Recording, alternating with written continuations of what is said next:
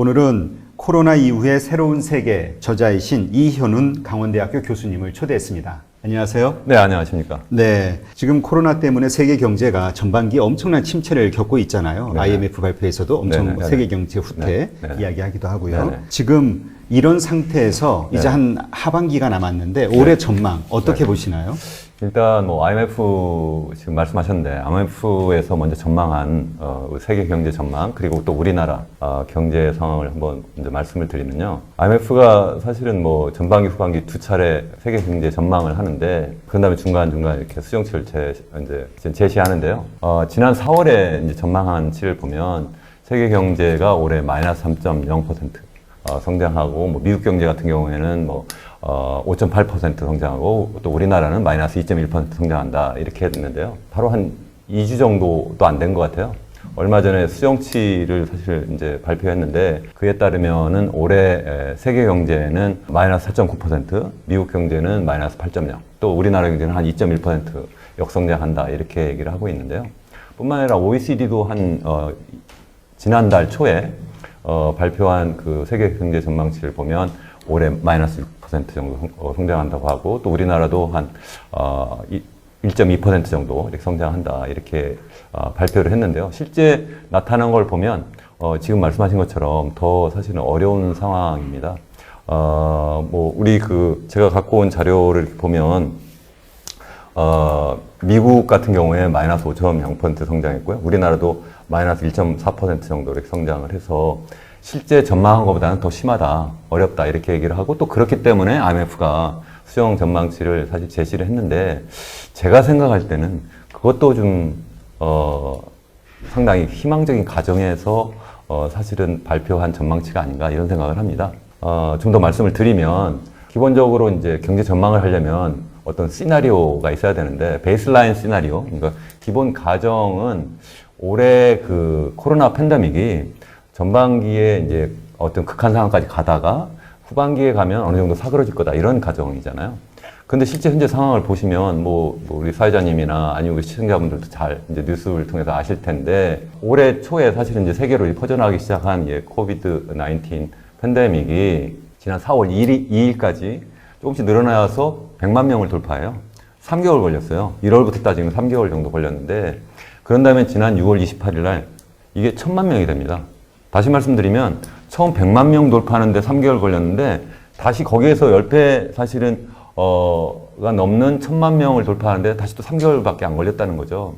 이러한 상황으로 간다면 1차 팬데믹 다음에 2차 팬데믹이 오고 이게 아니라 1차 팬데믹이 계속되고 올 가을 겨울에는 더 센 그러한 팬데믹으로 간다 이런 생각을 하고 있고요. 그래서 사실 우리 경제 전망하는 저도 이제 그런 것을 사실 학교에서 강의도 하고 많이 하는데 이 코로나 팬데믹을 전망을 한다면 이게 지금 현재 추세로만 간다면 단순 계산을 해도 3개월 동안 10배 사실은 증가했으니까 앞으로 3개월 뒤면 어떻게 됩니까? 지금 7월 초니까 8, 9, 10월 초 정도 되면 이게 무려 1억 명이 된다는 거죠. 이렇게 되면 지금 우리 IMF 경제 전망한 거라든가 OECD라든가 또 우리 한국은행이나 또 우리 KDI에서도 사실은 우리나라 전망을 했는데 한국은행은 마이너스 0.2% 그리고 KDI는 플러스 0.2% 한다고 그랬는데 제가 볼 땐 그보다 상황이 훨씬 더 나쁘다. 마이너스 10% 밑으로도 떨어질 거다. 또 그게 내년에도 적어도 전반기까지 계속 간다고 하면 내년에도 마이너스 최소한 5.0%까지도 생각을 해야 되지 않는가 저는 그렇게 사실 상당히 비관적으로 보고 있습니다. 네. 근데 지금 분위기를 보면은요, 금융시장은 네. 정말 네. 코로나 이전 상황을 네. 돌파해가지고 정고점을 향해서 가잖아요. 그렇습니다. 정고점이 이미 돌파했죠. 그렇죠. 예. 우리 사회는 이미 좀 뭔가 코로나는 이제 좀 덜 무서운 상황이 돼버린 것 같은 느낌이거든요. 맞습니다. 그게 더 무서운 거죠.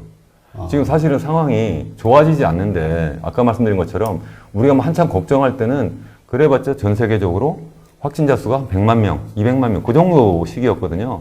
그런데 지금 무려 지금 1000만 명을 돌파하고 있는 상황이고 지금 사실 미국도 지금 사실은 한 3만 6천 명, 7천 명이 최고점이었다고 했는데 지난 5월 중순에 그게 지금 3만 명을 돌파하고 있고 매일 일일 확진자 수가 또 이게 브라질이라든가 아니면 멕시코, 인도, 파키스탄 이런 지역에서의 사실 확진자 수가 급증하고 있어요. 이건 사실은 거기서 발표하는 그 숫자는 사실 또 믿을 수도 없잖아요.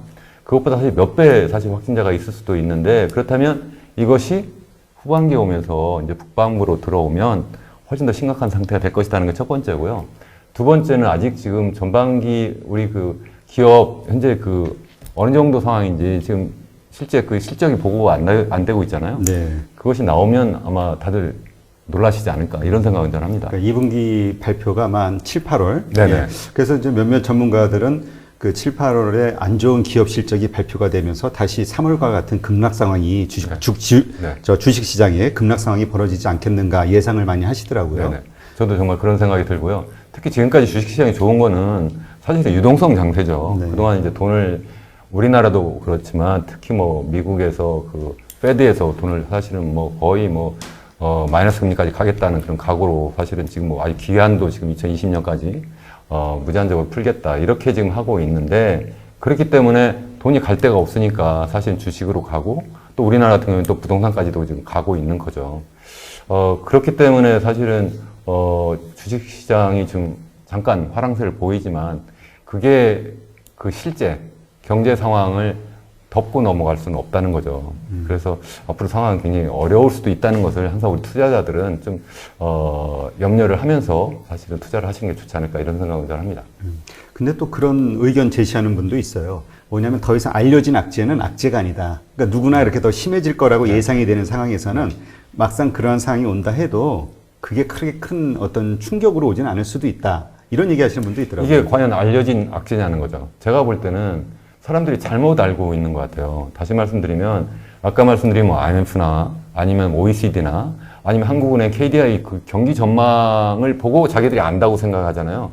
그 전망은 사실은 정말 베이스라인, 그야말로 희망적인 가정에서 잘 코로나가 잡혔을 때의 시나리오. 그렇죠. 그렇지 않은 상황은 사람들이 모르고 있는 거예요. 애써 감추고 있는 거죠. 뭐 이렇게도 얘기합니다. 그래도 더 센 거 오더라도 이제 적응이 됐으니까 자기들이 뭐 마스크 쓰고 다니고 그래도 할 일 다 할 것이다. 저는 할 일 다 못할 거라고 생각을 해요.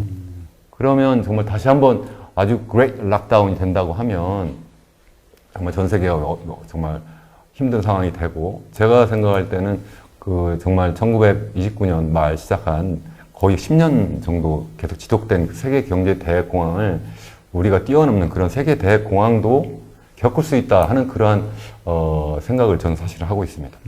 그렇군요. 네. 그리고 또 희망적으로 보시는 분들의 기대감 중에 하나는 이제 치료약이 네네. 개발되지 않겠는가. 지금 벌써 뭐 개발됐다 효과적인 약들이 몇 개 있다 얘기가 네. 나오고 있고요. 뭐 그러면서 백신도 개발되지 않겠는가 이런 얘기도 있거든요. 근데 그건 제가 뭐 그쪽 전문가는 아닌데, 저도 이제 좀 전에 말씀하신 그 책을 쓰려고 사실은 많은 공부도 했고 또 많은 또 사실은 뭐 전문가 말씀들도 많이 들어봤는데, 백신을 개발한다는 거는 정말 아주 잘하면 내년 상반기 정도에 제한적으로 공급될 거다. 그것도 뭐 의사라든가 간호사라든가 군인들 정도 이렇게 할 거고, 일반인들에게까지 과연 그 백신이 공급이 되려면 내년 후반기는 가야 될 거다. 이런 것이 첫 번째고요. 그것도 전제 조건은 현재 그 코로나, 코비드 19이 더 이상 변형되지 않은, 변종이 나타나지 않는 상황이라는 거죠. 만약에 근데 변종이 나타나면 또 다른 그렇죠. 백신이 있어야 되니까 굉장히 다 희망적인 그런 가정에서 한다. 저는 그런 생각을 합니다. 근데 지금 요즘 나오는 뉴스 보면은 코로나 변종에 대한 심각성을 자꾸 나오는 그 이야기하는 뉴스들이 많이 나오잖아요. 네네. 그러니까 분명히 현실은 그렇게 녹록치 않은 것 같은데 네. 어쨌건 사람들의 마음은 좀 이게 익숙해지다 보니까 좀 풀어진 것 같은 그런 생각은 저도 드는 것 특히 같아요. 이제 돈이 많이 풀리니까 아까 말씀드린 것처럼 돈이 많이 풀리니까 주식시장이 일단 화랑을 하니까, 더군다나 뭐 부동산도 이게 확 폭락할 줄 알았는데 그렇게 안 하니까 이거 뭐 괜찮네 이렇게 생각하는 거죠. 근데 아까 말씀하신 것처럼 사실 현재 뭐 기업 경영 실사가 어떻게 돼 있는지 지금 사실 발표도 잘 안 돼 있는 상태라서 그 상황이 나오고, 또 이것이 전반기에 이어서 후반기까지 계속 된다면 단순하게 계산해서 전반기 그래 마이너스 5.0% 성장했으니까 뭐 곱하기 2 정도 하겠지 이렇게 생각하지만 저는 그보다 더 심할 거라는 거죠. 왜 그러냐면 우리가 밥을 굶는다고 한번 생각해 보세요. 6일 굶었어요. 한 7일 굶었어요. 그럼 그 정도 참을 수 있죠. 근데 만약에 그걸 2배를 만약 굶는다고 하면 정말 참기 힘들다는 거죠. 다시 말씀드리면 한계 기업들 또 한계 그 노동자들은 참기 굉장히 힘들다는 거죠. 또 그 사실 그러한 많은 그 대출하고 있는 그 한계, 그 가게들은 거기서 버티기가 굉장히 힘들 거다. 저는 그런 생각을 하는 겁니다. 하긴 뭐 지금 1차 때만 해도 1차가 사실 끝난 것도 아니죠. 지금 그렇죠. 점점 더 심해지고 있는데 한국은 이제 좀 뭐 잡혔지만 그런 상황에서 이제 기업들이 사실 뭐 매출이 거의 뭐 셧다운이 돼버린 그러니까 뭐 매출이 거의 뭐 소비 활동이 일어나질 않았으니까 네네. 이제 이런 것들이 더 심하게 더 지속된다고 하면 기업의 경영은 정말 심각하겠죠. 현금은 다 떨어지고. 정말 그게 전 정말 걱정되는 상황이고요. 특히 현재까지는 어떻게 보면 기업이 그래도 뭐 정부에서도 어떻게든 뭐 고용을 좀 유지를 해라. 뭐 그래서 여러 가지 방법으로 보조금도 지급하고 했지만 뭐 이게 만약에 후반기도 가고 내년 전반기까지 계속 간다고 하면 정말 버티기 힘들 거다. 정말 걱정을 하는 상황입니다. 네. 그래서 특히 이제 정부가 그렇다면 계속 지원하면 되지 않느냐. 긴급 뭐 재난 구호 자금도 이제 풀고 뭐 이렇게 해서 하면 되지 않겠느냐. 근데 그것도 사실은 한도가 있는 거죠. 지금 이미 실탄을 많이 쓴 상태인데 계속 이런 실탄을 계속 쓸 수 있겠느냐. 그런 사실 걱정을 우리가 해야 된다. 저는 생각을 합니다. 네. 사실 처음에 연준에서 그 무제한 양적 완화 발표를 하고 이러저러한 그 재정 정책을 풀면서 그 재정 정책을 풀었을 때 그 일부 전문가들은 이게 실물 경제의 문제이기 때문에 별 효과가 없을 것으로 예상을 했는데 사실은 또 되게 먹힌 거죠. 지금 금융시장이 살아났으니까. 그러나 어쨌든 이렇게 엄청난 통화가 풀리면서 인플레이션에 대한 우려도 네네. 분명히 생기고 있거든요. 네. 그거는 사실 두 가지로 저는 봐야 될 것 같아요. 단기적으로 뭐 인플레 걱정하는 분들도 계신데 저는 인플레는 아니고요. 자산의 인플레다. 저는 이렇게 생각을 해요. 다시 말씀드리면 우리 인플레를 계산하려면 이제 물가지수를 계산해서 그것이 얼마나 변화하느냐를 따지잖아요. 물가지수 계산할 때 자산 가격은 안 들어갑니다. 다시 말해서 뭐 부동산 가격이나 주식 가격은 안 들어가요. 근데 그럼 뭐가 들어가냐? 일반 상품 가격, 서비스 가격이 들어가죠. 그런 것들은 경제가 나쁘니까 수요가 없으니까 가격이 떨어져요. 그런데 그런 거와 상관없이 그냥 단순하게 돈이 풀리니까, 유동성이 너무 많이 풀리니까 그냥 그 자산의 가치는 올라가는 거예요. 그러니까 사람들이 그것 때문에 뭐 인플레가 된다 이렇게 생각할 수 있다는 거고요.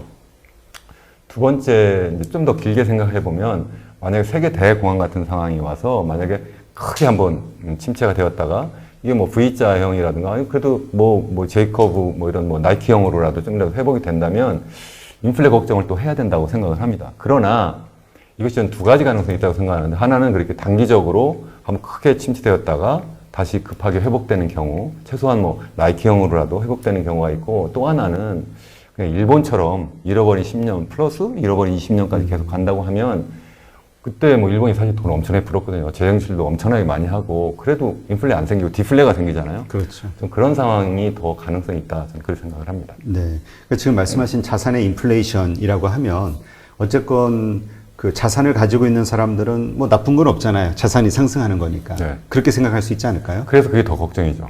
다시 말씀드리면 이게 지금 세계가 사실은 돈을 풀잖아요. 돈을 풀게 되니까 누가 이득이에요? 자산을 갖고 있는 사람이 이득인 거예요.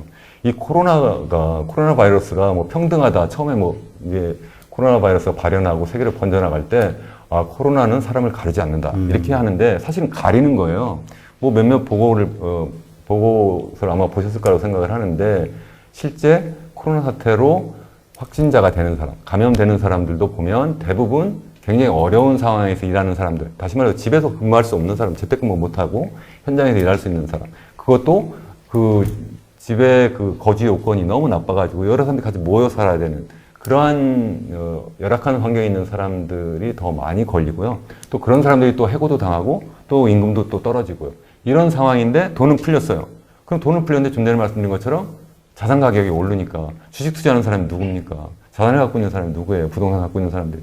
결국 돈 있는 사람들이죠. 그래서 저는 이 부익부 빈익빈 사회 양극화가 더 심해질 수도 있다. 이런 걱정도 사실은 또 합니다.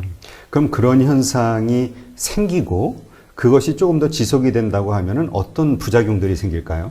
저는 이것을 이제 계속 이렇게 되면 이제 장기적으로 보면 사회 불안 요소가 되기 때문에 이것을 정말 극복하기 굉장히 어려운 것 같아요. 문제는 어쨌든 경제가 나쁘니까 일단 기업도 살려야 되고 소비자들도 어쨌든 어떻게든 당장 소비를 좀이라도 진작시키려고 돈을 풀긴 푸는데 물론 그래서 조금씩 혜택이 가겠죠. 그렇지만 더 큰 혜택은 사실은 이게 자산가들에게 가니까 이 부익부 빈익빈이 되고 정말 극단적인 상황이 돼버리면 미국처럼 사실은 이 계층 간의 그런 갈등이 폭동으로까지 사회 불안으로도 간다. 그걸 항상 염려를 해야 된다. 저는 그런 생각을 합니다. 그렇군요. 그러면 지금 이런 상태에서 우리가 이제 말씀하신 그러한 현상들이 예상이 된다고 하면 지금 우리가 대처해야 할 방법들은 뭐가 있을까요? 지금 우리가 대처해야 될 상황은 일단 현실을 냉철하게 좀 봐야 된다고 생각을 해요. 우리가 뭐 그런 거잖아요. 우리 그 경제학에서 이제 강의할 때 통화는 사실은 뭐 money is veil 뭐 이런 얘기 많이 들어보셨을 텐데 돈을 푸는 것은 현실을 가리는 면사포와 같다는 거죠. 그러니까 돈이 많이 풀리니까 현실은 굉장히 어려운 상황인데 그걸 가리고 있는 거예요. 그렇죠. 그 현실을 알아야 되는 거죠. 그래서 그 면사포 속에 있는 그 돈이 풀려서 유동성 속에 가려진 진짜 현실, 일그러진 그 모습을 우리가 볼 수 있어야 된다 하는 게 첫 번째예요. 그것은 정부도 그렇게 해야 되는 거고 기업들도 그렇게 해야 되고 소비자, 가게도 그렇게 해야 될 것이다. 저는 그런 생각을 하고요. 특히 우리나라가 지금 뭐 전 세계적으로 보면 IMF도 그렇고 OECD도 그렇고 뭐 한국은행, KDI 다 그렇습니다. 제일 우리나라가 그래 양호한 그러한 경제 전망을 하고 있는데 전 그것도 좀 사실 걱정이에요. 그렇게 얘기하는데 그 근거가 일단 첫 번째는 어쨌든 전반기에 극성을 부리다가 후반기에 나아질 거다 이런 거고요. 두 번째 우리나라는 정말 무역으로 먹고 사는데 수출을 가지고 먹고 사는데 미국이 나쁘고 중국이 나쁜데 유럽이 나쁜데 우리가 홀로 어떻게 좋아질 수가 있겠느냐. 전 그런 걱정을 많이 하고요. 여기서 분명히 말씀드리고 싶은 것은 경제 전망을 믿지 말아랍니다. 무슨 말씀이냐면 제가 예전 얘기를 한번 해드릴게요. 2008년도에 여러분 잘 아시는 것처럼 세계 금융위기가 있었잖아요. 세계 금융위기가 있을 때 IMF가 세계 경제 전망을 할 때요. 제가 그 숫자를 잠깐 보면 그때 4월입니다. 4월에 그 IMF가 전망했는데 2008년도에 3.7%, 2009년도에 3.8%, 3.7%, 3.8% 성장을 한다고 했어요. 근데 실제는 어떻게 됐느냐? 2008년 마이너스 0.1%, 그리고 2009년은 마이너스 2.5%였어요. 또 하나 예를 들어볼게요. 정말 그걸 무조건 믿으시면 안 된다는 게 우리 98년, 97년도 말에 우리가 IMF 위기를 겪었잖아요. 그래가지고 사실 우리 IMF 체제라는 데를 들어갔죠. 그래서 IMF가 우리나라에 딱 들어와 정령군처럼 왔죠. 사실은 실제 뭐 530억 달러 뭐 이렇게 사실은 이제 돈을 빌려주면서 그때 경제 전망을 했는데요. 98년도에 우리나라 경제 성장이 어떻게 될 거냐. 처음에 와가지고 97년 12월 전망할 때 내년도에는 한 3.0% 플러스 성장할 거라고 그래요. 그러다가 이건 아닌 것 같아 해서 98년 2월에 1.0%, 5월에 딱 요 시점이죠. 그러니까 우리 그 IMF나 뭐 그 OECD 또 한국은행 이런 데서 전망 마이너스 1.0이라고 합니다. 근데 실제는 그 해에 마이너스 5.1% 성장을 했어요. 그러니까 엄청난 격차가 있다는 거예요. 그 뒤에도 세 번을 계속 수정치를 내요. 그러니까 계속 틀린다는 거죠. 왜 그러냐면 기본적으로 경제 전망하는 기관들은 희망적인 메시지를 줘야 되죠. 그래서 아무래도 희망적인 그러한 가정에서 한다. 근데 우리는 희망적인 가정에서 하면 당할 수 있죠. 그래서 항상 비관적인 시나리오를 우리 염두에 둬야 된다. 저는 그런 생각을 합니다. 그러면 이제 지금 이런 유동성 장세, 그 다음에 그런 어떤 비관적인 일들이 현실이 됐을 때는 엄청난 자산 가격의 폭락이 있을 것이다. 라고 보시기 때문에 네네. 지금은 좀 경계심을 갖고 대처를 미리 해야 된다. 그렇게 된다는 거죠. 왜 그렇게 생각하냐면 우리는 역사는 반복된다고 하잖아요. 제가 아까 세계 대공황과 같은 그런 상황이 또 될 수도 있다. 이렇게 말씀드렸는데 1929년 그 10월 세 번째 주 목요일, 사실은 미국의 그 뉴욕 스탁 마켓이 이제 갑자기 크래시가 딱 되면서 사실 시작을 했다고 그러잖아요. 그 전에 조금씩 조짐은 있었습니다만 그때까지 사실은 굉장한 호황이었어요. 한 10년 이상 정말 금세기 최고의 호황이다, 20세기 최고의 호황이다 했고요. 그래서 뭐 돈 사실 돈도 많이 풀고 있었던 상황이고, 뭐 기업들은 뭐 그 상품 생산 많이 했는데 그 당시 상황이 지금하고 상당히 비슷한 게 있어요. 뭐가 비슷하냐면 가계 부채가 막 늘어나고 있었고요. 또 노동자들은 그때 막 기계화 막 자동화를 막 하잖아요. 그럼 자동화 시설이 막 들어오면서 기업들의 임금이 줄어들어요. 또 동시에 또 무슨 상황이 되냐면 그 해에 또 그러니까 29년 그 해에 흉작이 들어가지고요. 그 농부들의 그 사실은 그 농업소득이 줄고 또 반대로 또 1차 세계대전이 막 끝나고 유럽에서 또 사실은 그 농업이 이제 다시 또 살아나면서 경쟁자들이 막 등장하는 거예요. 그래서 사실은 농민들도 소득이 줄고 일반 노동자들의 소득이 줄어들어서 다시 말해서 소비할 수 있는 사람이 없는 거예요. 근데 계속 가는 줄 알고 물건을 계속 만들어내다가 나중에 물건이 너무 많아서 팔려나가지 않는 상황. 그것을 뒤늦게 딱 깨닫고, 이건 아니네. 그 면사포 속에 있는 모습을 보고서 이제 도망가기 시작한 것이 바로 사실은 세계 그 대공황의 시작이다. 이렇게 보는 거니까요. 지금도 상당히 비슷한 면이 있다. 저는 그렇게 생각을 합니다. 네. 뭐 하여튼 뭐 투자자 입장에서야 지금 이게 유동성 장세가 계속 이어지기를 바라고 또 희망적인 사람들은 네. 뭐 기본이 희망적인 이야기를 듣고 싶어 하죠. 그렇죠. 그래야 또 우리 시청자들은 대부분 자산 투자가 그렇죠.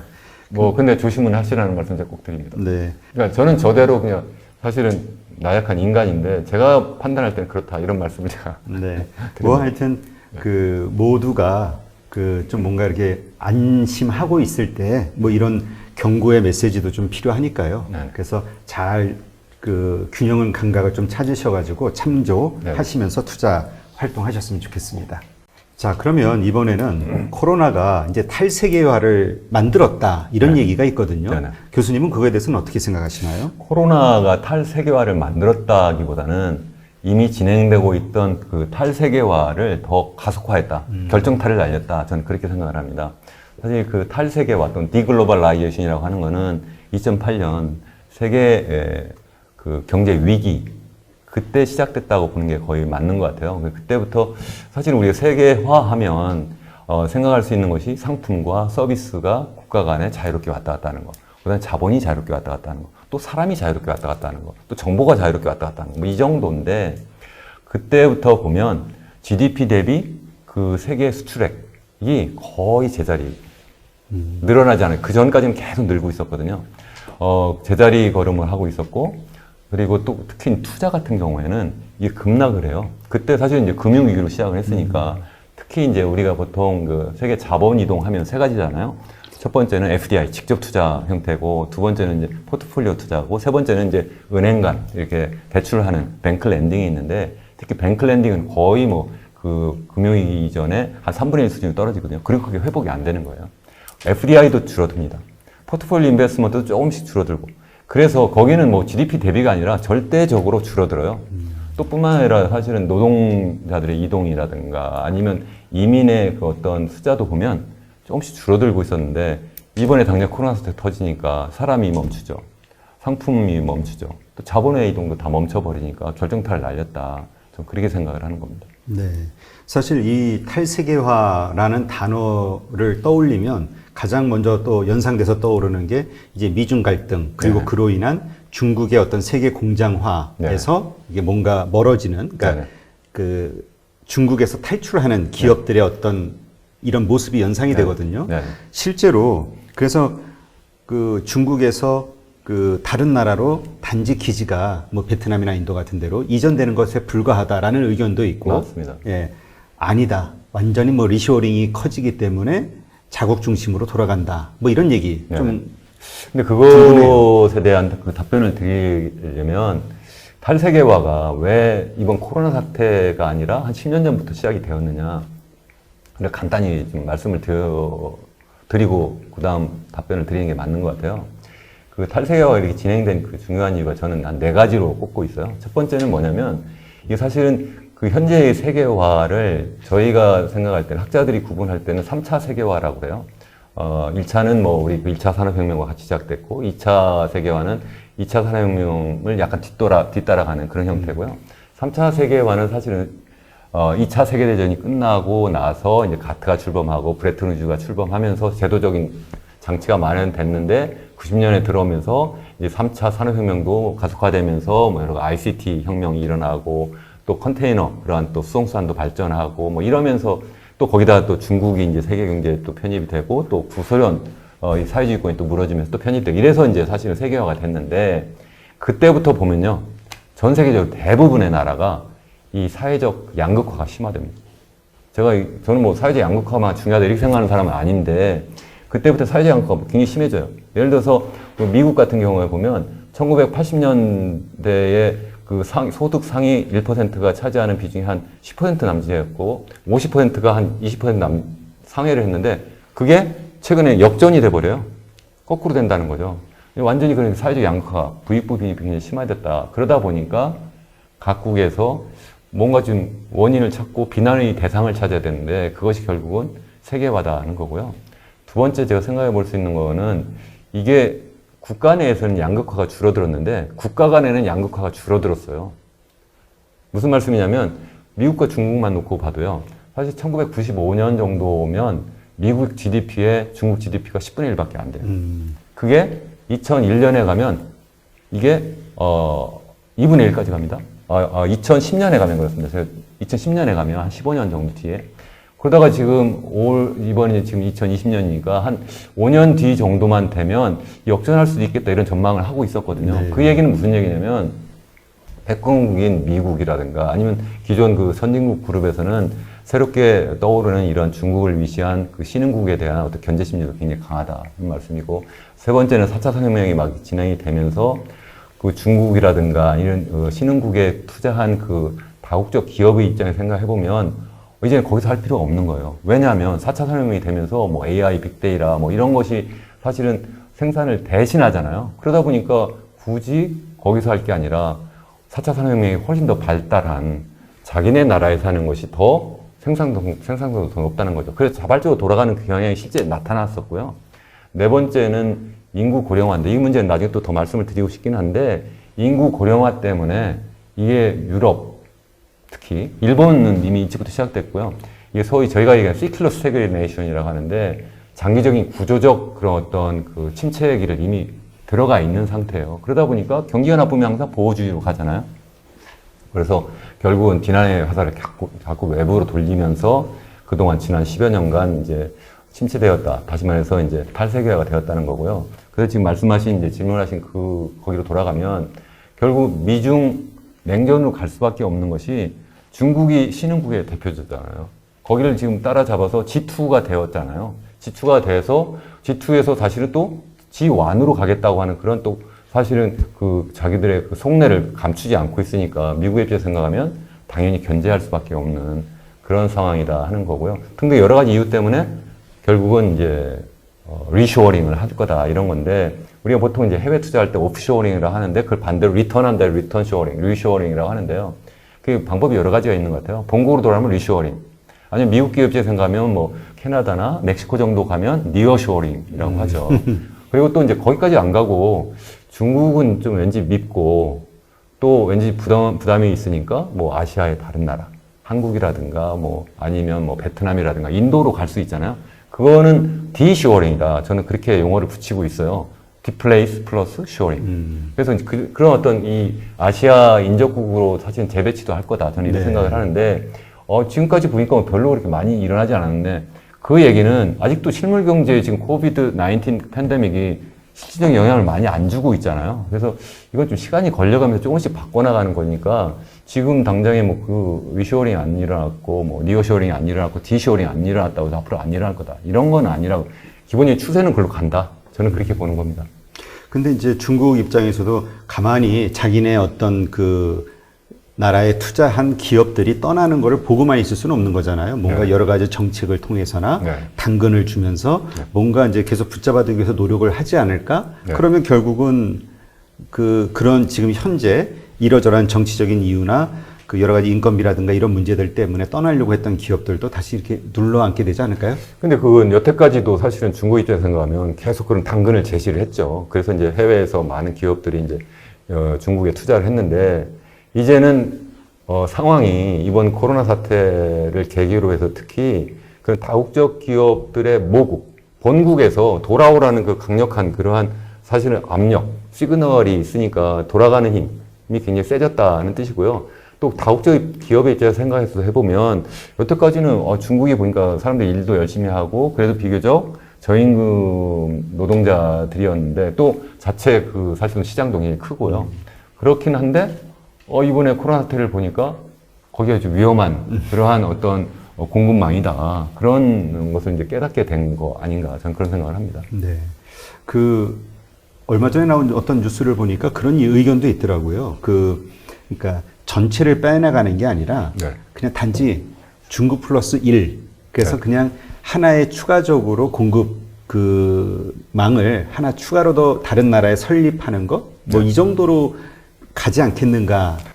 이런 의견을. 저도 예. 뭐 한 50% 정도 동감하는데요. 무슨 말씀이냐? 리쇼어링 한다고 하니까 아니면 미중 뭐 냉전을 한다고 하니까 중국에 투자한 걸 전부 다 빼간다. 이건 아니죠. 그 중에 일부가 갈 거다. 여태까지보다는 많이 나갈 거다 하는 뜻이고 또 그렇게 되니까 상대적으로 중국에 투자한 그 비중이 좀 줄어들 거다. 이 정도지 뭐 완전히 나간다. 이런 거는 아니라고 저는 생각을 합니다. 네. 지금 우리가 보통 중국에 투자하는 기업들의 기대감은 뭐 거기에서 뭐 세계 공장인 중국에서 만들어서 다른 나라로 수출하는 것도 있지만 네. 저렴하게 만들어서 그거보다는 또 중국의 내수 시장을 노리는 기업들도 많이 있잖아요. 그렇죠. 근데 이제 중국이 미중 갈등 때문에 앞으로는 자체적으로 내수 시장을 키울 수밖에 없다. 이런 의견들이 나오고 있고 그 중국의 성장은 계속 커져갈 수밖에 없다라고 보는 의견들이 많더라고요. 아니, 저도 그렇게 생각합니다. 중국이 뭐 당장 그렇게 해가지고 뭐 무너질 거라고 생각 안 하는데 다만 여태까지 이제 그 중국의 그 투자하는 목적이 크게 보면 두 가지예요. 하나는 거기서 생산해서 저임금을 바탕으로 생산해서 자기 그 본국이나 아니면 제3국에 수출하기 위한 목적이 있고요. 또 하나는 그 자체의 내수 시장을 노리고 들어가는 거죠. 그래서 리쇼어링은 주로 전장에 어떤 목적을 가진 그런 투자 형태일 거고요. 그 후자의 형태, 그런 후자의 목적을 가진 그런 대중국 투자는 앞으로도 크게 줄어들지 않을 거다. 저는 그런 생각을 합니다. 네. 그러면 네. 이렇게 뭐 꼭 중국을 떠나서 이게 탈세계화 되고 있는 현재 이 현상, 이 근본적인 원인은 뭐라고 생각하시나요? 그 아까 뭐 네 가지 말씀을 이제 드렸는데요. 그 중에서 제가 강조해서 하나 더 말씀을 드리고 싶은 것은 미중 간의 갈등이 이게 왜 일어나는가. 그 혹시 책을 보셨는지 모르겠습니다만 그레이엄 앤더슨 그 하버드대 그 정치학과 네. 교수가 그 Destined for War 해가지고 예정된 전쟁이라는 그런 책을 얼마 전에 냈는데 우리나라도 번역서가 나왔더라고요. 거기에 보면 지난 500년 동안 그 기존 패권국하고 신흥 패권국 간의 그 싸움이 그런 어떤 새 대결이 16번 있었다고 하더라고요. 그걸 직접 이렇게 다 대학원생들하고 그걸 다 계산을 했더라고요. 추적을 해봤는데 그중에 12번은 실질적으로 전쟁을 하더라. 한 4번 정도 전쟁을 안 했는데 뭐 대표적인 것이 미소 냉전 때 전쟁하지 않고 그냥 끝난 거. 또 그리고 이제 그 대영 제국에서 미국으로 패권이 넘어갈 때 전쟁하지 않고. 그때도 따지고 보면 사실 전쟁을 좀 하긴 했었죠. 그렇지만 그렇죠. 한쪽이 망하는 상태는 아닌 걸로 이렇게 전쟁을 했는 건데 그건 어쨌든 제외로 이렇게 했더라고요. 그래서 그 왜 그러냐 그런 것을 갖다가 그 책에서는 투키디데스 트랩 해가지고 투키디데스 함정이라 이렇게 하는데 그 그리스의 그 역사학자가 그 당시에 잘 아시는 것처럼 스파르타하고 아테네, 스파르타의 기존 패권국하고 아테네 신흥 패권국이 싸울 때 이런 싸움은 이건 정말 예정된 전쟁이다. 피할 수 없는 전쟁이다. 그걸 그때 그 투키디데스라고 하는 역사학자가 그걸 설명을 했는데 나중에 그 뒤에도 보니까 그런 비슷한 상황 때마다 전쟁을 하더라. 그래서 그러한 얘기를 하면서 지금 이 미중 냉전도 그러한 상태 가는 게 아닌가. 뭐 그런 예정된 전쟁 뭐 그렇게 얘기를 하고 있는 게 아닌가 싶습니다. 근데 그 의견이 좀 많이 갈리는 것 같아요. 이러한 상황이 미국이 어쨌든 현재 시스템 상에서는 뭐 미국이 가장 우월하니까요. 압도적이고. 그렇기 때문에 미국이 일단 막기로 마음먹은 이상 중국의 성장이 그렇게 만만하지 않을 것이다. 이렇게 보시는 분들이 많더라고요. 근데 사실 뭐 잘 아시는 것처럼 한 1980년대 중반 뭐 일본이 사실은 뭐 미국을 다 살 것처럼 막 이렇게 막 그랬죠. 승승장구했잖아요. 그때 그 플라자 협정 1985년 플라자 협정하면서 그 일본의 엔화 가치를 갖다가 2배 이상 확 올려버리니까 일본이 그때부터 사실은 이 동남아시아에 사실은 그 기업 투자를 하고 이러면서 사실은 그때 이제 글로벌 서플라이 체인이 막 이제 생성된 계기가 됐는데 그러면서 사실은 일본은 그걸 살리려고 막 계속 이제 정부가 돈을 풀고 중앙은행이 돈을 풀었는데 그게 안 되고 무슨 상황이 됐느냐? 결국은 유동성 장세가 돼가지고 부동산 가격이 오르고 주식 가격이 오르다가 90년대에 가서 그 버블이 터졌죠. 그래서 그게 터져가지고 20년까지 간 거예요. 그 전에 뭐 사실은 또 독일이 막 한참 떠오를 때도 그때도 한번 또 그런 비슷한 상황이 있었는데 그런 것처럼 이번에도 뭐 극한 경우에는 중국이 호되게 당할 수도 있다 이런 생각도 해보지만 또 한편으로 생각하면 중국이 워낙 사실은 막대한 사실은 그런 경제력 이미 갖고 있고 인구도 또 크고 하기 때문에 일본처럼 그렇게 호락호락 당하지는 않을 거다 이런 또 입장도 있는 것 같아요. 근데 또 내부적으로 보면 떡대는 큰데 그 속이 좀 부실해. 부실한 면이 있지 않는가. 잘 아시는 것처럼 뭐 생각해보세요. 뭐 지금 우리 국영 기업이라든가 아니면 사실 금융기관들도 상당 부분 다 국영이잖아요. 이게 얼마나 부실한지 우리가 정확하게 몰라요. 이거는 정말 탑 시크릿이잖아요. 그렇죠. 이렇게 해서 정말 그 미국이 세게 이렇게 막 몰아치면 거기에서 이게 더군다나 코로나 사태가 다시 또 중국까지 다시 또 돌아가면 그래서 뭐 후반기 내년 전반기까지 만약 세계 대공황 상태가 가면 그러면 전 중국도 어려울 거다 이런 생각이 들고요. 그건 꼭 중국 때문이 아니라 그런 코로나 사태 때문에 그렇다는 거고 또 자체적인 약점 때문에 그럴 거다. 전 그런 생각을 합니다. 네. 그러면 지금 이러한 미중 갈등에서 시작된 그리고 이 코로나 사실 뭐 책임 소재 문제도 떠오르고 하면서 더 이제 갈등이 심해지고 있잖아요. 네. 그러면서 그 미국과 중국을 중심으로 한 어떤 블록화, 디커플링이 시작이 될 것이다라는 그런 의견들이 있거든요. 그러니까 이런 어떤 국제 질서가 이 코로나 이후로 좀 많이 바뀌게 될 거라고 보시나요? 저는 어느 정도는 바뀔 거라고 생각합니다. 이제 사실은 그 중국이 이제 개혁 개방을 시작한 것이 1978년 등소평이 이제 집권하면서잖아요. 그때부터 이제 개혁 개방 뭐 그래서 뭐 검은 고양이 뭐 어떠냐, 흰 고양이 뭐 어떠냐 하면서 사실 개혁하고 개방해 왔는데 기본적인 방향은 뭐 잘 아시는 것처럼 사회주의 시장경제 체제를 받아들이고 또 그리고 무역과 투자를 자유화한다 뭐 이런 거였는데 그러면서 이제 WTO까지도 2001년에 가입을 하죠. 그 가입시킨 게 사실은 미국이에요. 미국이 적극적으로 사실은 가입하도록 권유하고 유도를 했죠. 왜 그랬느냐 하면 중국이 사회주의 시장경제 체제를 계속 유지하고 있는데 앞에 사회주의가 싫은 거죠. 그것도 민주주의가 아니라 사회주의는 사실 정치적인 의미도 있고 경제적인 의미가 있는데 일당 독재를 하고 있으니까 이걸 좀 더 민주적인 시스템으로 좀 바꿔나갈 수 있지 않을까 이렇게 세계경제 시스템에 이제 편입이 되면 그랬는데 점점 오면서 그렇지 않더라 하는 상황을 보고 특히 이번 코로나 사태를 딱 겪으면서 아 이건 아니구나 이렇게 아마 많이 생각을 하지 않을까 그런 생각을 미국뿐만 아니라 다른 나라도 좀 한다고 저는 생각을 하고요. 그렇기 때문에 여태까지와는 달리 디커플링을 하려고 하는 노력은 꽤 있을 거다. 전 그런 생각이 드는데 그렇다면 디커플링이 어떤 형태냐 이건데 일단 뭐 미소 냉전과 비슷한 상황이 되지 않을까 저는 그런 생각을 합니다. 다시 말해서 미국 편이 있고 또 소련 편이 있었던 것처럼 미국 편이 있고 중국 편이 있을 거다. 그러면 혹자는 이렇게 이야기합니다. 아 그러면 그 동서냉전으로 간다. 다시 말하면 동쪽 중국을 위시해서 아시아 국가들이 한 편이고 또 미국과 서유럽 이런 또 그쪽이 한 편이고 이렇게 된다 이렇게 생각을 하는데 저는 그렇게 생각하지 않습니다. 왜 그렇게 생각하느냐면 일단 아시아 국가들이 중국 편 들어서 그쪽에 편입을 하지 않을 것 같아요. 당장 뭐 일본이 그럴 것 같고 우리나라도 뭐 조금씩 뭐 친중하긴 하지만 그쪽이 완전히 뭐 미국을 버리고 들어갈 수는 없다고 저는 생각을 하고 또 인도라는 또 거함이 또 버티고 있고 또 동남아시아 국가들도 굉장히 중국을 두려워해요. 제가 예전에 뭐 UN 에스카베에서 근무할 때 그때는 방콕에 있었고요. 또 에이펙 사무국에 근무할 때는 싱가포르에 있어서 그쪽 사정을 잘 압니다. 그 중국인에 대한 그 반감이라든가 두려움 이런 것이 굉장히 강하고요. 아세안을 만든 것도 사실은 중국 때문에 만든 거거든요. 10개 나라가 자기들끼리 좀 어떻게든 그 중국의 외세로부터 좀 자기들 좀 지키자 뭐 이런 뜻인데 그쪽에 편입이 되지 않을 거다. 저는 그런 생각을 하고 그렇다면 어떤 편이 과연 누가 그쪽 편을 들 거냐.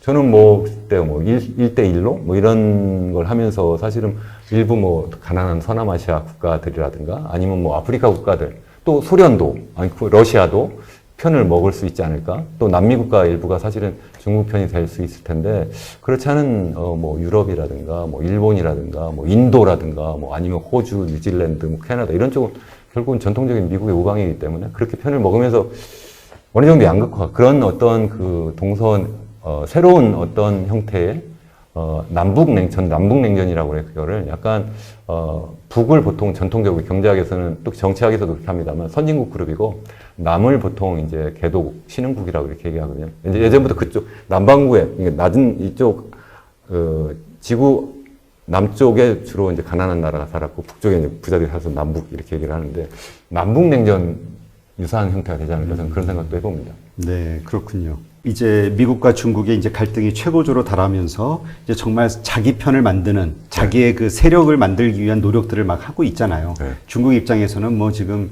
어떻게든 뭐 특히 당면한 문제가 기술을 어떻게 가져올 것이냐. 그래서 유럽과 한국 이런 곳에 이제 공을 들이고 있는 거고요.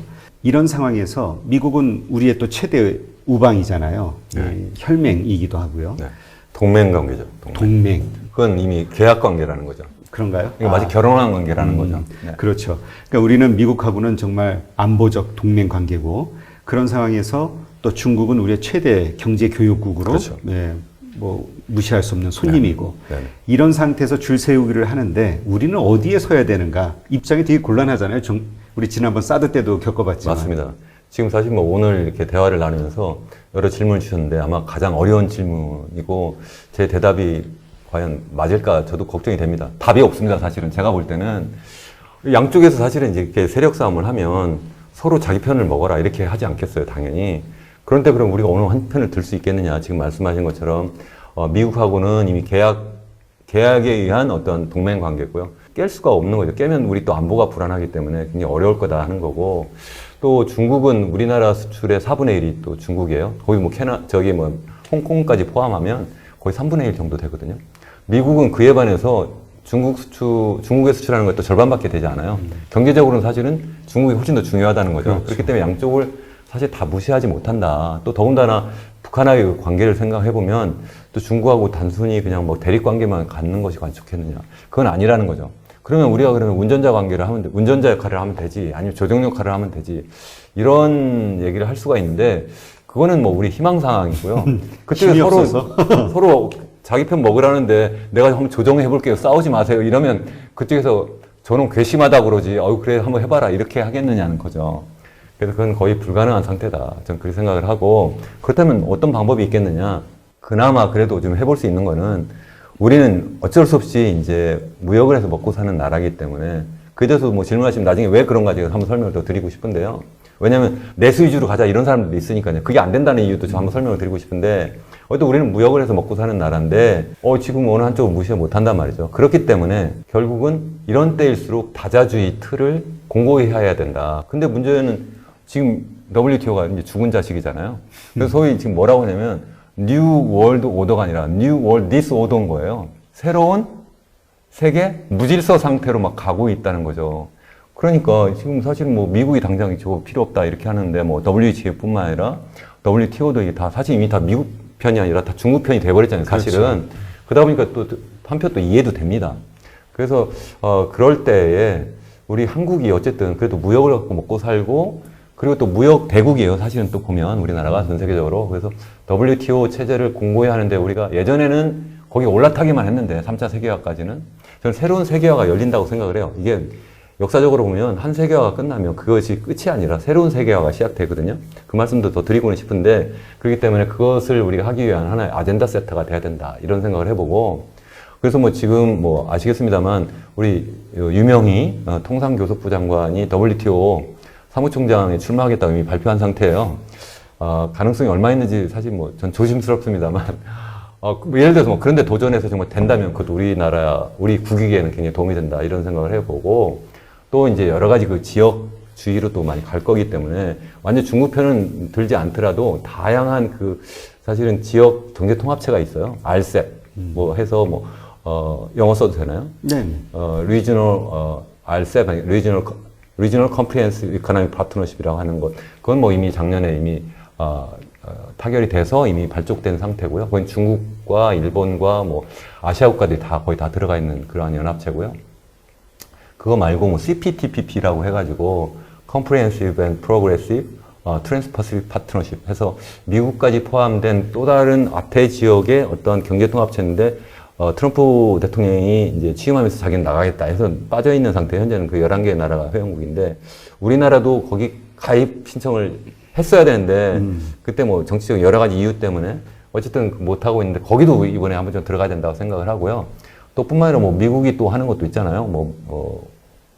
Economic Prosperity Network, EPN이라고 해서 뭐 또 몇 개 나라 하자 그러는데, 저는 뭐든지 하자 그러면 다 들어가서 모든 데 그냥 다 다리를 거친다. 그러면 중국이 너 왜 거기 들어가냐? 난 여기도 들어갔지 않느냐? 알셉도 가지 않았냐? 너도 여기 와라 같이 그러면 이렇게 해야 되지. 어느 한쪽 편만 들어가려고 그중에 하나만 해버리면 그러면 상대편한테 그게 미운 털이 밝히면 밝히지 그게 뭐 잘하고 있네 이러지 않지 않을까 그러니까, 그런 생각을 합니다. 그러니까 우리가 무역으로 먹고 살다 보니까 손님들 모든 이 그 과거의 큰 손님과 네. 지금의 큰 손님과 뭐 이게 비유가 맞는지 모르겠는데 손님이라기보다는 우리의 비즈니스 파트너. 비즈니스 파트너. 네, 그게 나은 것 같습니다. 비즈니스 파트너 이거 둘 다 골라야지. 그러니까요. 누구를 하나 선택한다는 게 어렵잖아요. 근데 맞습니다. 이 냉엄한 국제 현실에서는 그러기는 또 어려운 거고. 맞습니다. 그래서 이제 정부 당국자는 되게 힘이 들 것 같긴 한데요. 네, 옳습니다. 그리고 또 이제 국민들 여론도 좀 사실 분열이 된 것 같아요. 야, 우리 진짜 보통 뭐 혈맹이라고 생각을 하거든요. 피를 바쳐서 네. 6.25 때 우리 구해준 거 아니냐. 네. 우린 안보 동맹, 미국하고 의리상 가야지. 네. 그리고 이 지금 최고의 어떤 그 패권국이고 중국은 미국에 의해서 망할 거야. 네. 또 다른 한쪽은 우리 뭐 지난 몇 년간 벌어들인 이익의 무역 흑자의 80%가 중국인데 어떻게 버릴 수 맞습니다. 있냐. 그렇죠.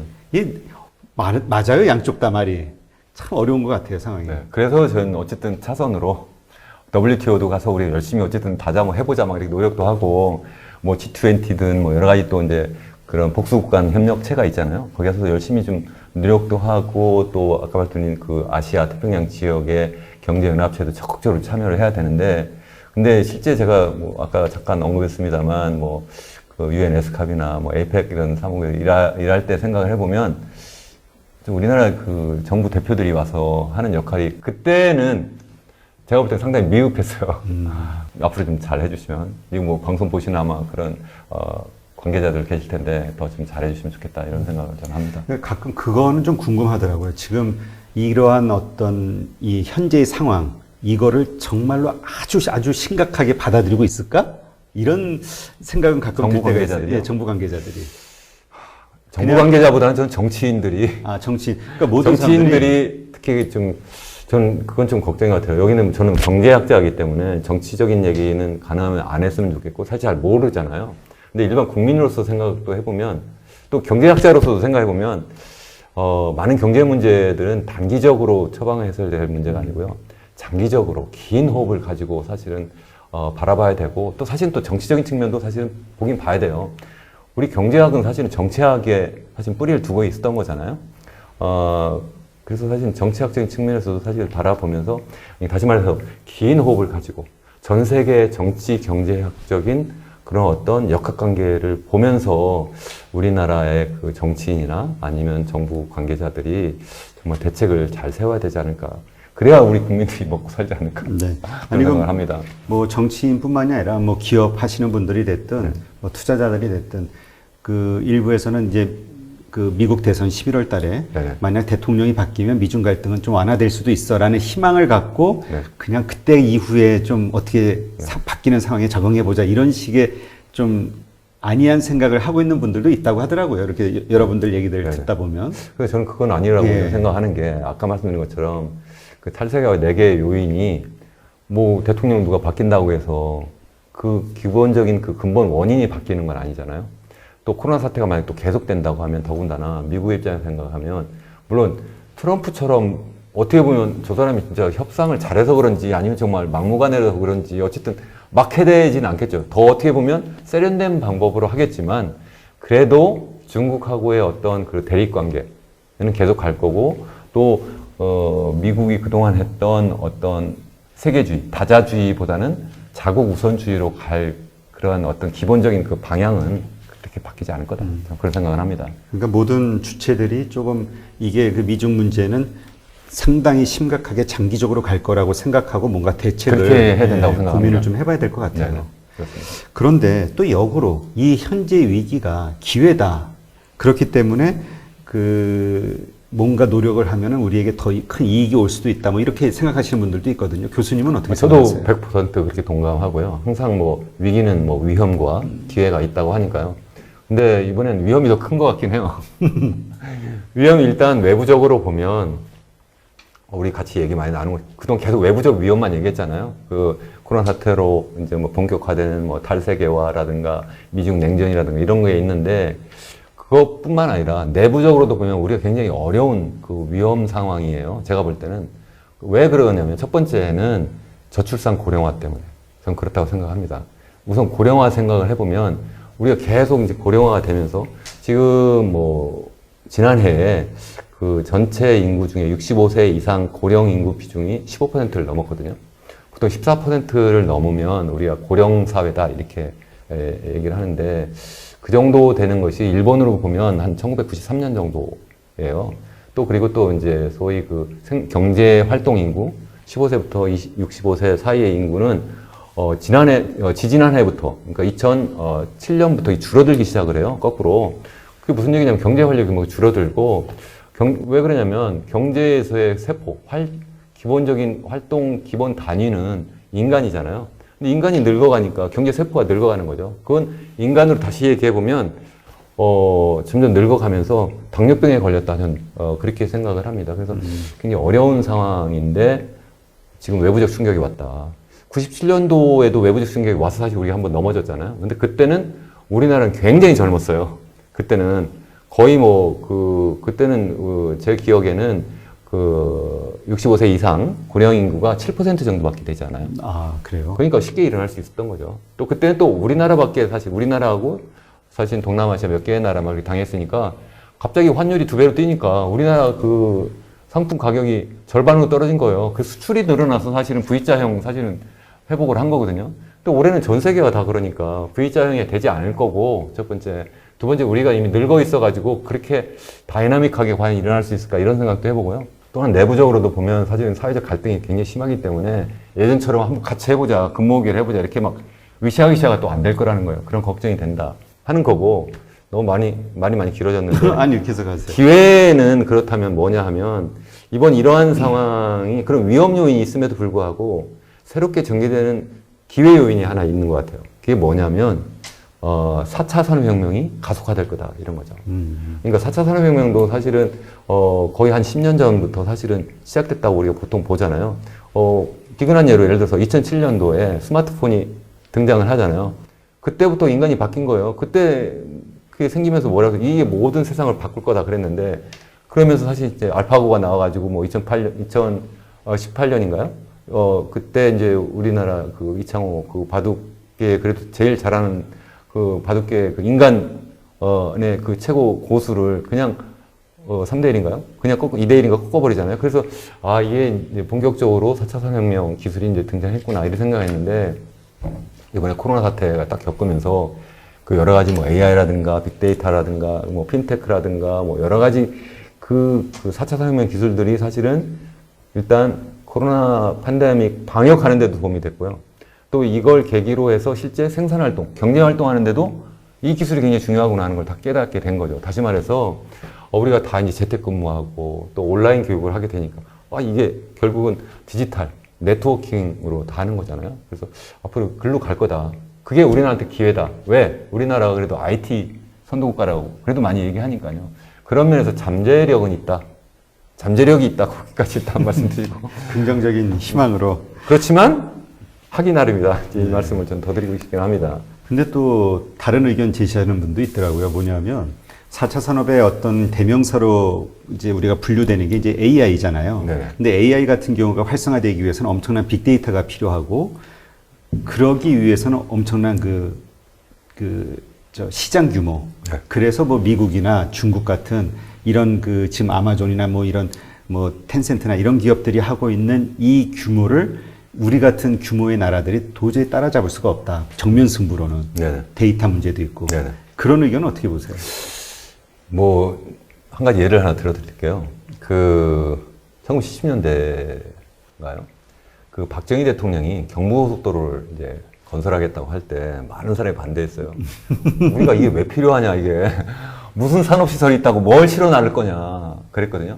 근데 그걸 만드니까 그 많은 반대를 불구하고 그걸 만들고 나니까 그것 때문에 전후방 연관 산업이 막 일어났거든요. 그게 사실은 우리나라의 경제 발전을 굉장히 가속화시키는 데 저는 도움이 됐다고 생각을 하는데요. 지금 사실은 이제 그 4차 산업혁명 기술 지금 말씀하신 것처럼 빅데이터 그리고 AI 뭐 이런 거예요. 다시 말씀드리면 소위 우리가 잘 아시는 뭐 일단 기본적으로 데이터를 모아야 되잖아요. 모으려니까 어떻게 합니까? 소위 사물 인터넷. 각종 뭐 우리 집에서 잠잘 때 아니면 목욕탕 갈 때부터 시작해서 뭐 아니면 공장에서 여러 가지 뭐 생산활동, 비즈니스 할 때 그 사물 인터넷이 거기에 자동으로 이제 전부 다 이제 자료를 이제 수집을 하는 거죠. 그래가지고 이제 클라우드 센터, 클라우드 시스템에 이제 그 저장을 하면 그러면 그걸 갖다가 이제 AI가 분석을 해서 그걸 갖다가 이제 이 비즈니스가 이제 실제 판매도 하고, 그 나중에 핀테크로 이제 결제도 하고 뭐 이런 시스템이잖아요. 네. 그래서 이제 전체 경제 시스템이 하나의 그 새로운 그런 어떤 4차 산업혁명 기술로 가는데, 그렇게 하기 위해서는 제일 중요한 그 인프라가 바로 뭐냐면 5세대 소위 그 통신망이죠. 5G 네트워크를 깔아야 되는데, 그걸 깔지 말자? 그러면 어떻게 하겠다는 거냐 이거죠. 그걸 깔아야죠. 깔아서 저는 사실은 오늘자 사실은 모 신문에도 제가 하나 실론을 하나 게재한 게 있어요. 그럼 제목이 뭐냐면, 그냥 신문사 이름 얘기하시면 아, 신문사- 이거 공중판인데. 아 그래요? 아 경향신문에 제가 게재한 건데 제목이 이 뭐냐면, 앞쪽 보시면서 우리 공중파 아닌가요? 경향신문에 그 게재했는데 제목이 뭐냐면 온테크 시대에 스마트 국토를 만들자 이런 거예요. 그 기본 내용이 뭐냐면 우리가 이제 이번에 우리가 이제 코로나 사태를 맞이해서 새로운 실험을 하고 있잖아요. 집에서 일하고 집에서 공부하는 그런 실험을 지금 하고 있어요. 이게 그러면 끝나면, 우리 코로나 사태 끝나면 그걸로 끝날 거냐? 저는 아니라고 봅니다. 이게 해보니까 되거든요. 일하는 것도 보면 굳이 모여서 회식하면서 뭐 이렇게 안 해도 잘 되더라. 더군다나 기업하는 입장에서 생각하면 내가 굳이 사무실 운영비도 필요가 없어요. 또 정부 입장에서 생각하면 뭐 교통체증 뭐 이런 거 때문에 나오는 그 사회적 비용도 줄여줄 수도 있어요. 그래서 이건 괜찮은 사실은 방법인 거예요. 또 사실 또 온라인 교육도 제가 해보니까 제가 학교에서 가르칠 때보다 훨씬 더 짜투리 시간까지도 잘 강의를 제가 하는 거예요. 자료도 준비도 잘하고. 학생들은 잘 모르겠어요. 아마 그냥 이렇게 틀어놓고 그냥 뭐 하는지 모르겠는데, 적어도 제가 현재까지 볼 때는 해볼 만하다. 그러니까 100% 재택근무, 100% 온라인 교육은 아니겠지만 상당 부분 계속 갈 거다는 거고, 또 한번 해보니까 사람들이 사회적 거리두기도 좀 더 계속 갈 거다. 그래서 결국은 그 새로운 어떤 삶의 그러한 방식이 자리를 잡을 텐데, 그러려면 결국은 정부가 그런 인프라를 잘 갖춰야 된다. 그 얘기는 무슨 얘기냐면 서울과 같은 대도시에 모여서 일하고 모여서 공부하고 모여서 사는 방식을 이제는 좀 전 국토를 넓게 쓰는 방식으로 바꿔야 된다. 그래서 스마트 시티라고 많이 하잖아요. 스마트 시티가 기본적으로 뭐냐면 도시만 대상으로 해서 그런 5G 네트워크 깔고 그런 여러 가지 이제 첨단 소위 4차 산업혁명 그런 기술을 갖다가 이제 도입해서 뭐 여러 가지 활동하고 뭐 이렇게 하자는 건데, 그걸 전 국토를 대상으로 저는 하자. 전 그런 주장을 합니다. 네. 그러면 이제 우리가 그런 4차 산업의 어떤 당위성이라든가 우리가 뭐 거기다 정말 목숨을 걸어야 되는 이유들에 대해서는 뭐 다 충분히 공감이 네. 돼요. 네.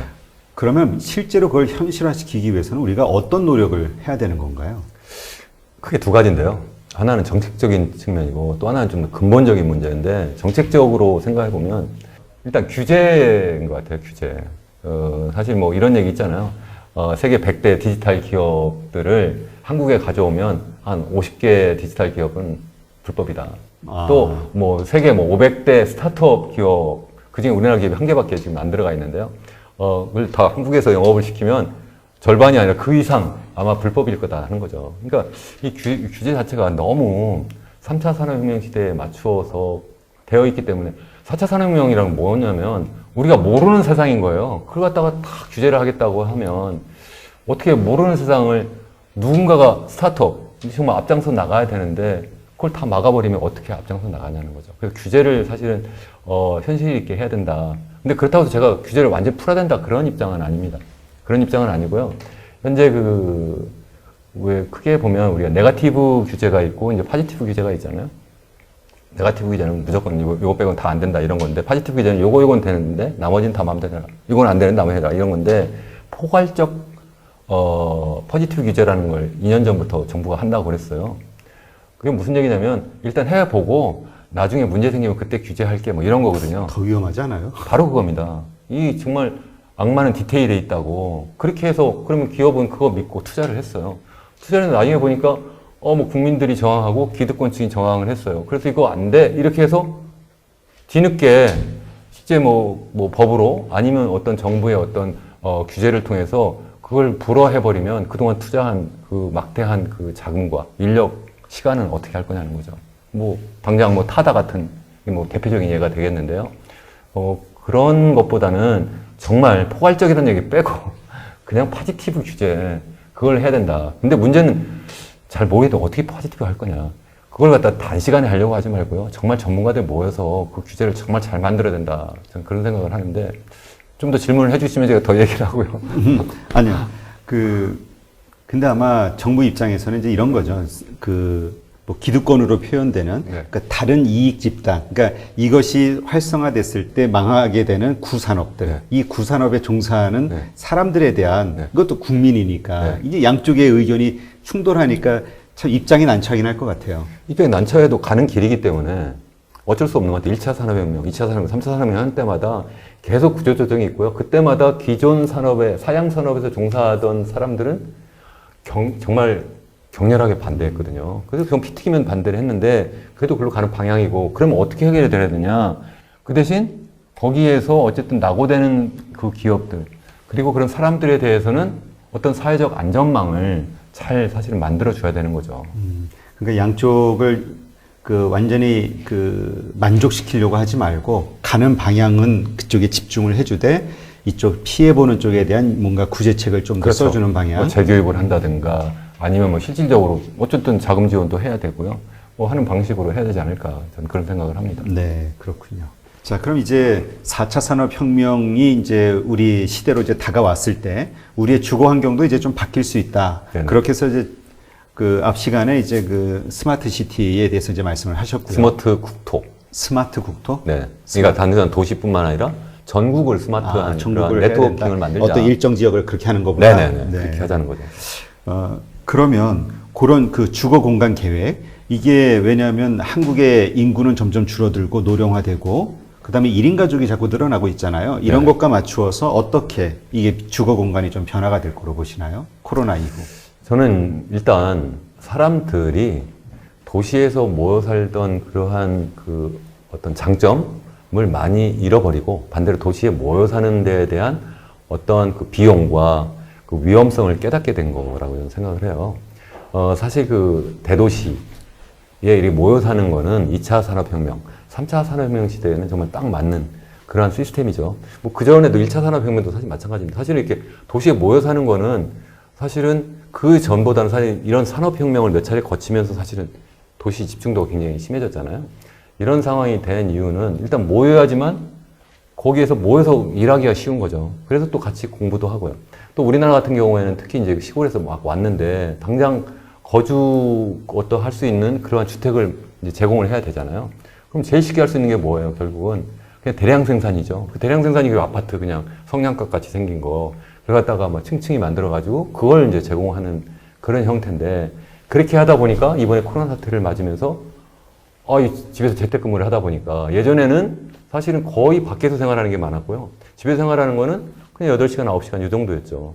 근데 이제는 반대가 된 거죠. 거의 집에서만 일하게 되니까 또 집에서만 공부하다 보니까 이게 너무 답답해진 거죠. 그래서 뭐 밖에 나가려니까 나가려도 정말 사람들이 잔뜩 있고 공원은 별로 없고 하다못해 베란다로 나가려 했더니 베란다까지 제가 다 사실은 다 확장해 놓은 거예요. 그럼 좀 어떻게 그냥 집에서라도 어떻게 좀 기지개라도 펴고 좀 맨손 체조라도 하려고 했더니 그 위웃과 위층 사람과 아래웃, 저는 위웃, 아래웃 이렇게 얘기하는데요. 거기 무서워서 또 사실 제대로 사실 운동도 못 하니까 굉장히 어려운 상황이라는 거죠. 층간소음 때문에. 그렇죠.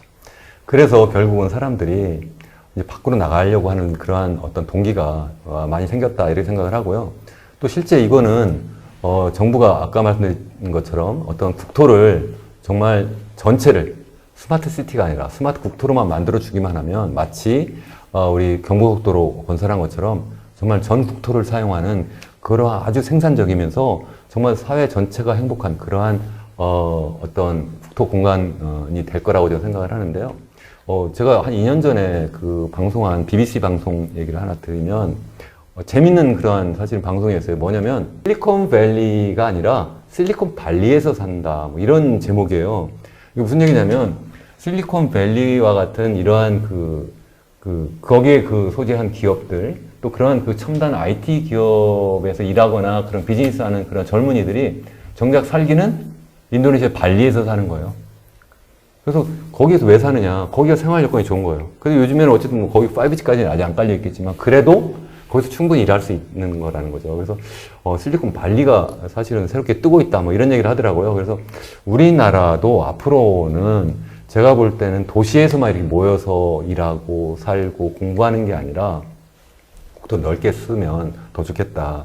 그래서 저는 이렇게 생각합니다. 저도 자신이 사실은 이미 우리 서울 살다가 한 5년 전에 사실은 교회로 나가서 이제 집 짓고 살고 있어요. 아주 행복하게 살고 있는데 그렇게 해보니까 생산성도 정말 더 높아져요. 제가 공부하는 데도 훨씬 더 도움이 많이 되고요. 뭐 실제 뭐 가르치는 것보다 연구하는 것도 그렇고 또 뿐만 아니라 더 행복하고요.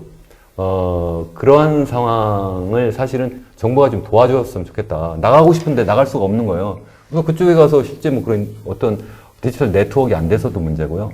또 한 가지 문제는 학교가 그쪽에 제대로 안 돼서도 또 문제고 또 세 번째는 뭐냐면 부동산 정책인데 부동산 정책이 어떻게 되냐면 1가구 1주택 이렇게 해버려가지고 1가구 1주택 하면 저 같아도 당연히 서울 그것도 강남에 있는 주택 하나 남기고 나머지 다 팔죠. 그게 아니라 적어도 수도권 제외한 지방 적어도 그럼 더 양보해서 광역시 빼고 그냥 중소도시와 시군 지역의 그런 어떤 세컨하우스는 그거는 규제가 아니라 장려를 해서 그걸 사실은 사서 거기 가서 적어도 2, 3일은 근무하고 또 거기 살고 돌아오고 이렇게 아니면 거기서 계속 거주해도 되겠죠. 특히 이제 은퇴하신 분들은 거기서 거주할 수도 있다고 저는 생각을 하고요. 그렇게 하면 좋은 게 수도권 과밀도 해소하고 수도권의 그 부동산 폭등도 사실 잡을 수 있고 또 뿐만 아니라 그렇게 함으로 해서 사실은 지방 중소도시 시군 지역에 사실 빈집 노인들밖에 없어요. 사실은 그런데 사실은 그 어떤 노인들끼리 사는 그 어떤 빈집 문제도 해결할 수 있는 정말 전 국토를 정말 아주 그 균형적으로 그러면서 또 효율적으로 쓸 수 있는 그러면서 모든 사람이 행복한 그러한 국토 공간을 만들 수 있지 않을까 저는 그런 생각을 정말 합니다. 네. 그러면 이제 지금 현재 어려운 이 경제 상황을 극복하기 위해서 정부에서 야심차게 한국판 뉴딜 정책을 만들어서 이번에 발표를 했잖아요. 네네. 그거에 대해서 일단 좀 평가를 해 주신다면 그거에 의한 계획으로는 한국이 어떤 산업이 발전이 될 것이고 네. 그것에 지금 정부가 계획하고 있는 그 정도의 어떤 계획이나 규모로는 그게 달성이 가능한지. 지금 아직 뭐 7월 중에 발표한다고 해서 구체적인 건 모르겠고요. 지난달 초에 그냥 개괄적인 그런 틀만 이렇게 발표를 했는데 일단 크게 보면 두 가지잖아요. 디지털 뉴딜하고 이제 그린 뉴딜 두 가지가 있는데 각각에 대해서 간단히 말씀을 드리면 디지털 뉴딜은 뭐 지금 뭐 인프라 까는 거 또 여러 가지 또 4차 산업 새로운 그 산업을 좀 육성하는 거 또 그리고 이제 재생 가능 에너지 뭐 이런 거 이제 산업을 육성하는 거 뭐 이런 걸로 되어 있는데 저는 무엇보다 아까 말씀드린 것처럼 새로운 5세대 그러한 어떤 디지털 네트워크를 도시 중심으로 하지 말고 제발 전 국토를 대상으로 했으면 좋겠다는 게 첫 번째고요. 두 번째는 우리 아까 시장이 적다고 하셨잖아요. 저는 그렇게 생각 안 합니다. 그래서 우리 정말 큰 시장이 중국에 있잖아요. 중국과의 그런 어떤 5G 디지털 네트워크를 해서 비즈니스 플랫폼을 최소한 중국하고 같이 하는 거예요. 그런 걸 만들어서 하면 중국의 그 막대한 그러한 그 시장 수요를 우리가 잘 활용할 수 있지 않을까. 그 정도 한 두 가지 정도. 그러니까 하나는 국내에서의 네트워크는 전국토를. 그리고 국제적인 어떤 글로벌한 네트워크도 우리가 꼭 생각을 해야 된다.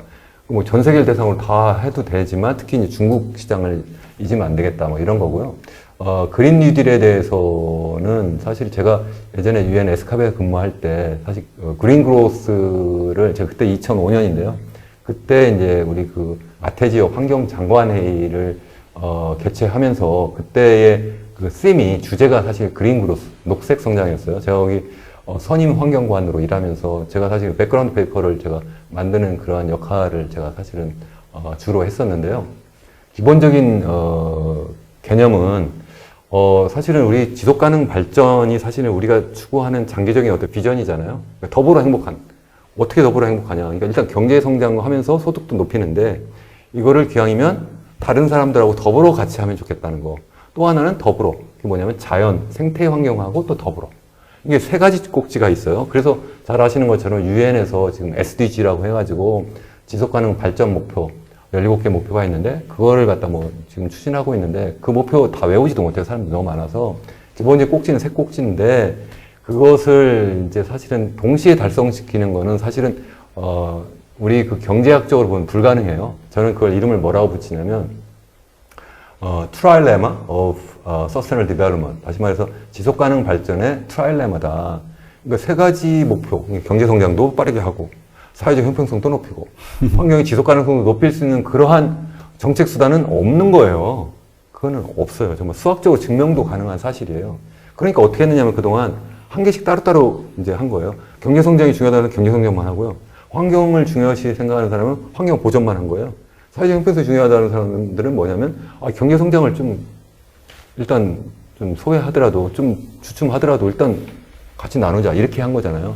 근데 그렇게 할 게 아니라 녹색 성장의 기본 개념은 뭐였는가 하면 기왕이면 환경 보존, 환경의 지속 가능성을 높이면서 성장도 같이 하자. 그게 이제 여러 가지가 있는데 그 중에 하나가 이번에 나오는 그린 뉴딜인 거예요. 그때 그건 이름은 그때는 그렇게 쓰진 않았는데 무슨 얘기냐면 경제 상황이 나쁠 때 이런 환경 인프라에 많은 투자를 하는 거예요, 정부가. 그렇게 하면 고용도 창출이 되죠. 또 그런 유관 산업도 같이 커지죠. 또 그러니까 경제가 살고 또 환경도 살죠. 또 그게 나중에 또 환경이 사실 첨단 산업이 될 수 있기 때문에 그게 굉장히 윈윈하는 거다. 그래서 이 그린 뉴딜도 사실은 저는 그 녹색 성장의 그 연장선상에서 생각을 하는 게 좋겠다. 저는 그렇게 개인적으로는 생각을 합니다. 다만 이거를 사실은 이제 미국이나 뭐 이쪽에서 이제 사실은 이번 대선에서도 많이 얘기가 됐잖아요. 거기서는 사실은 또 세 꼭지를 다 하고 싶어 해요. 사실은 얘기하는 거 보면 기왕 하는데 그러면 사람 고용할 때 그럼 뭐 저임금 그런 소위 한계 노동자들을 주로 고용하면 그런 사회적 형평성도 높이지. 그렇게 하면 다시 또 말씀드리면 세 가지 다 아는 것 같지만 경제 성장이 그만큼 또 느려지고 정말 느려지고 환경도 그냥 두 개만 올인할 때보다는 아무래도 좀 지속 가능성이 떨어질 거다. 저는 그렇게 보는 거죠. 네. 그러니까 이게 그 선택의 문제인데 사실 뭐 정치인들 입장에서는 표 얻으려면 좋은 얘기는 다 해야 되니까 그렇죠. 이건 뭐 어쩔 수 세 가지 없는 다 한다 뭐 거예요. 이렇게 얘기를 네. 하겠죠. 근데 이제 그 그린 뉴딜과 관련해서는 이제 사실 이게 극단적으로 얘기하면 화석 연료의 종말이라는 표현을 쓰기도 하잖아요. 네네. 그 얘기는 결국 이 화석 연료와 관련된 산업들은 이것이 커질수록 우리가 집중할수록 퇴보할 수밖에 없다는 얘기가 되는 거고요. 그렇게 되면은 투자자 입장에서도 피해야 되는 그 산업군이 화석 관련된 기업들이겠네요. 당연히 뭐 저는 그렇다고 보는데요. 그렇다고 해서 뭐 당장 뭐 우리 화력발전소를 다 사실은 닫을 수는 없겠죠. 근데 어쨌든 뭐 줄여나가는 건 틀림없는 사실이 어떤 그 방향이고 그래서 재생가능 에너지 뭐 이런 쪽으로 이제 많이 나가야 되는데 문제는 그 속도죠, 항상. 그 속도를 과연 어떻게 할 거냐. 더구나 이제 원자력 발전도 과연 앞으로 글쎄 뭐 위험하다고 하니까 뭐 좀 줄여나간다고 하는데 정말 이렇게 빠른 속도로 하는 게 맞느냐. 이거에 대해서는 사실 좀 더 사회적 논의가 좀 있으면 좋겠다. 제가 그 유엔 에스카베 있을 때도요, 그 원자력 발전에 대해서 사실은 그 찬반 양론이 다 있어요. 환경하고 그렇죠. 이런 사람들도.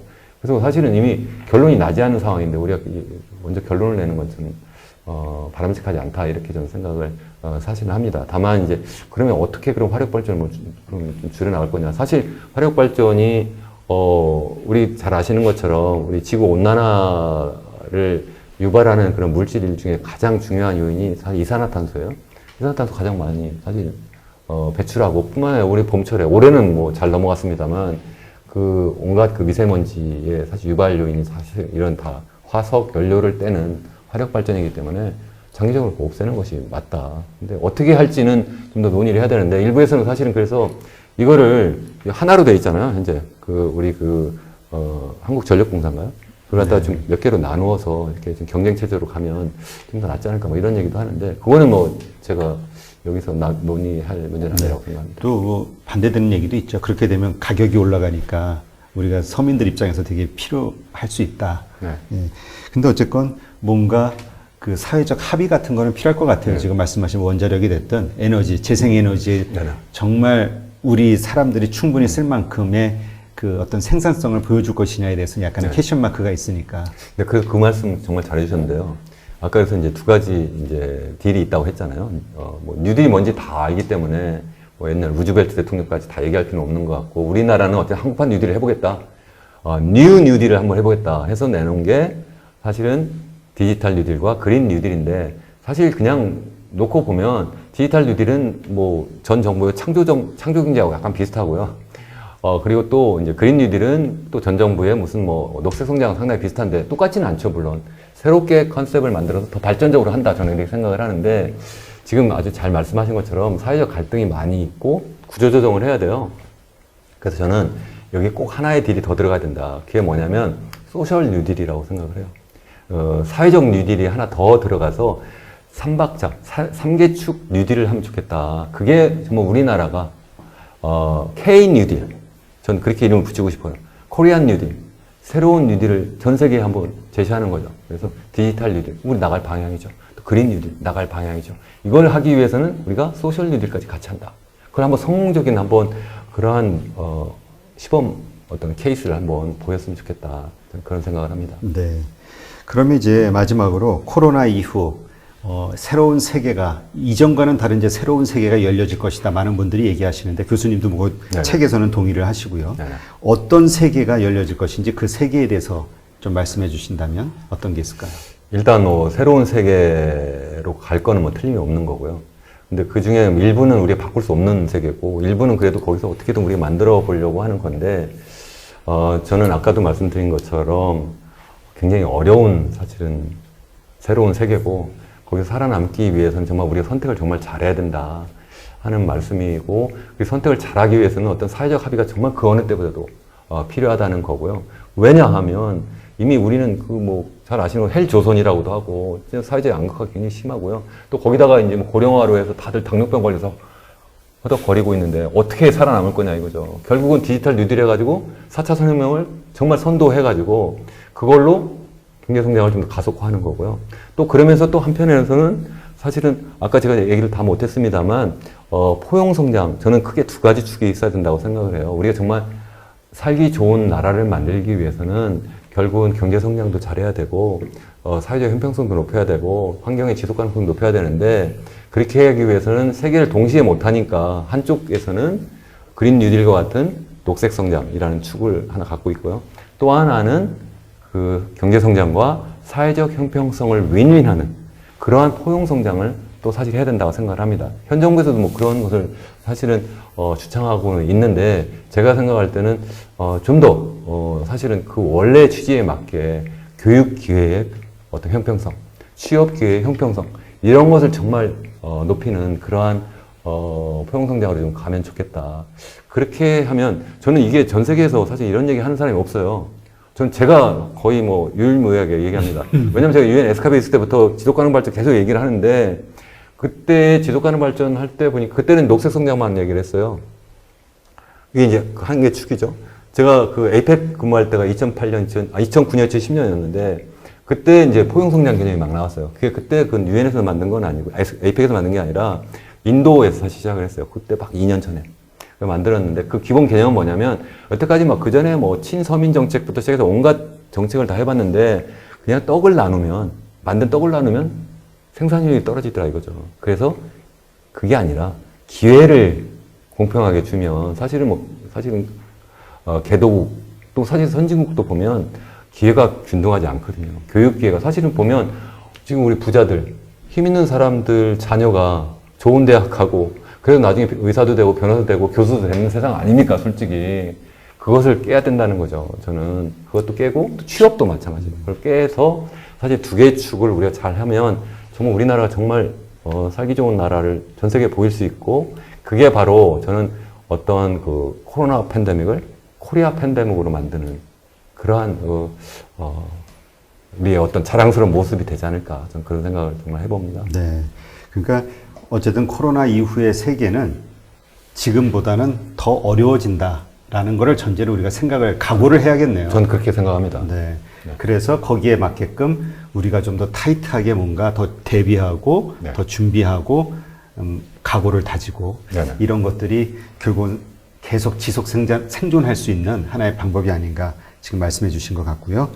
네, 이렇게 해서 오늘 코로나 이후의 새로운 세계 책의 저자이신 이현훈 교수님을 모시고 여러 가지 분야에 대해서 이야기를 나눴습니다. 오늘 이렇게 나와 주셔서 고맙습니다. 네, 감사합니다.